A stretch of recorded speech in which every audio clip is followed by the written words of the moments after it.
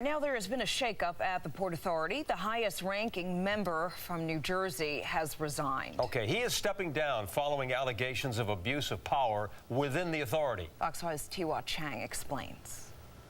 Amidst two investigations, one by a New Jersey legislative committee, the other by the Inspector General of the Port Authority, Governor Christie announced today his close associate, Bill Baroni, has resigned as the Deputy Executive Director of the authority. I have accepted Bill Baroni's resignation. Baroni's resignation follows a recent resignation of Christie appointee and number 3 in the Port Authority, David Wilstein. Baroni had under oath defended Wilstein's order to close 2 of 3 lanes in Fort Lee, entering the George Washington Bridge for 4 days in September. This created massive traffic jams that hampered emergency vehicles and inconvenienced thousands. Baroni testified it was for a traffic study.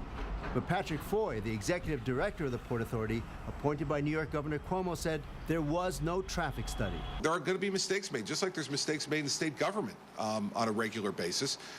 What matters is how you respond to the mistakes. The implication, still unconfirmed, is that the lane closures were political retribution because the Democratic mayor of Fort Lee backed out of supporting Governor Christie's re-election. If it turns out to be intentional, I leave to higher authority what to do with that. Political analyst Steve Adubato says Christie had to have the resignations to try and end this political firestorm. He had to do this because the alternative was to have Bill Baroni continue to testify, continue to be out front, continue to be the deputy director, and frankly, he would be a lightning rod. Sometimes you fall on your swords. The closure of these lanes have become a big political item.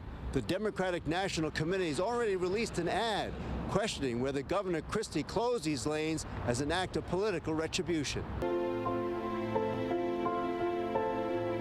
With talk of Christie as a possible presidential nominee, Christie himself says rivals on both sides of the aisle will make sure to pursue any negative issue of him.